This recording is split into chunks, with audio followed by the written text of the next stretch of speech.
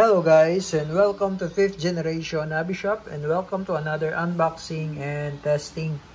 Shoutout especially to Sir Kevin. Sir, welcome to 5th generation Hobby Shop. This is the Crossman AK1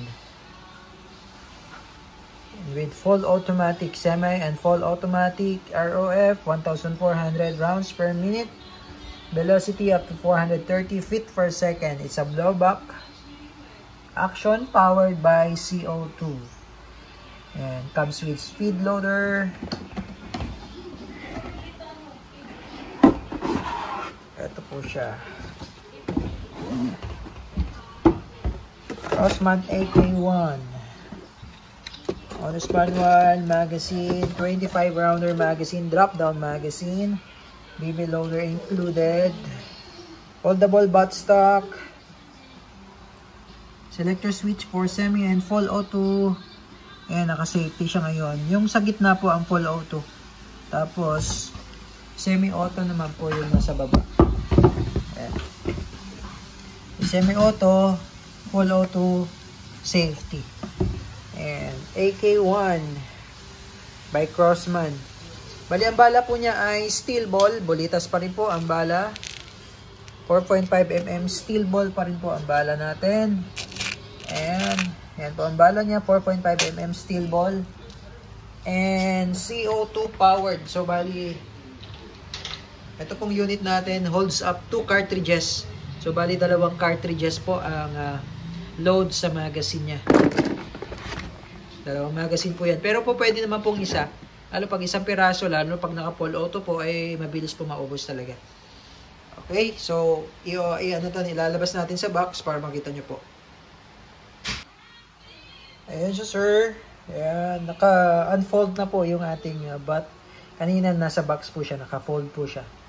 Ayan. So, ito yung selector switch. Ayan, so lagay mo lang siya sa gitna for semi-auto, tapos full auto naman yung sa baba. Ayan.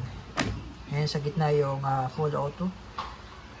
Ayan, full auto. Then, sa baba naman yung semi-automatic. Ayan, selector switch yan.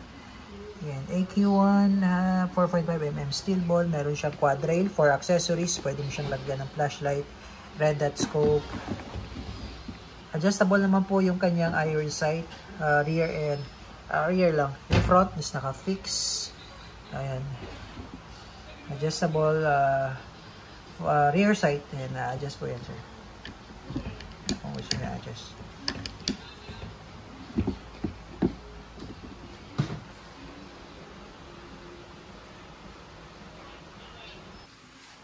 Ayan, so pag i-fold nyo po yung butt nya, ito, press nyo lang po ito. Itong part na to, ito, press nyo lang po and fold. Ayan. Ganyan lang po ang pag-fold. Ayan.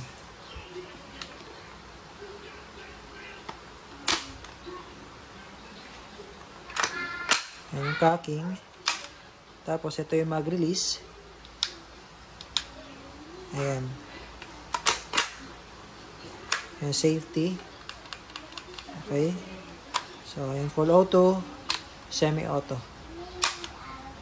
Okay, so ito na-adjust po. So, pwede nyo siyang i-adjust. And, tapos, ito naman po yung magazine. Ayan. Tanggalin nyo lang siya. Tapos, meron siya ditong Allen wrench. And 2 CO2 po yung nilalagay dyan. Okay.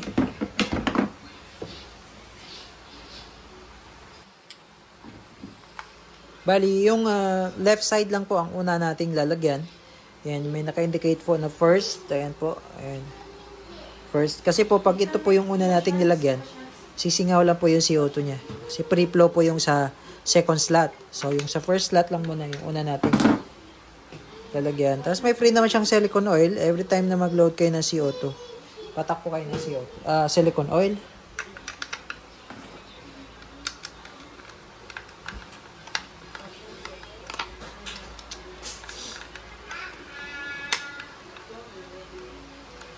Ayan. First slot. Pwede pong isa lang, dito lang po sa may left side. Pag gusto nyo lang isa lang po ang ilalagay. Pwede naman po. So, ang gamit po natin is CO2 cartridge 12G po na walang thread. Ayan. May nabibili naman po niyan online. Kung gusto nyo naman po mag-order sa amin, meron din po tayong available. Ayan, meron po tayo available.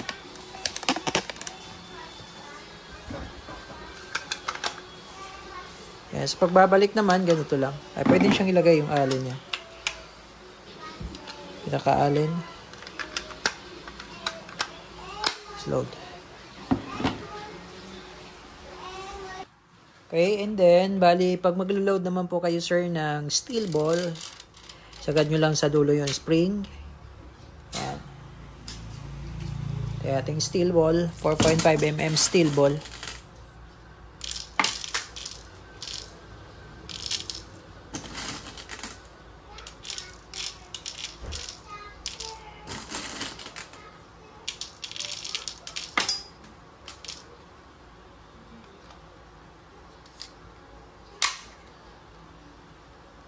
Ayan.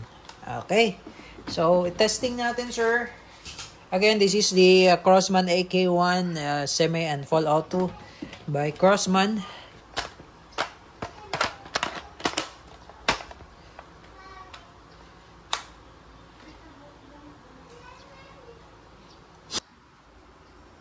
Okay, testing po. Crossman AK1.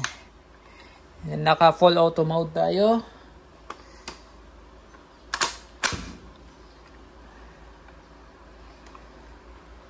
Yan ang ating target.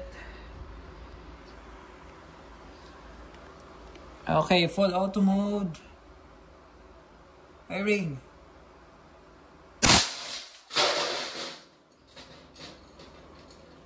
Okay, nasa baba yung ating tama.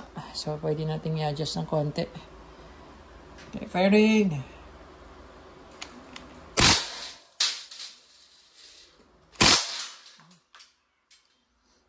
Grabe.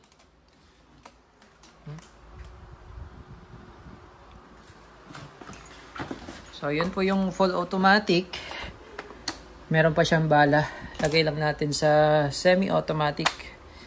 Yan. Nasa baba po ang semi-automatic. Firing. Ito palang bat niya. Na-adjust po yan, sir. No? Gusto niya adjust. Ay, alakas.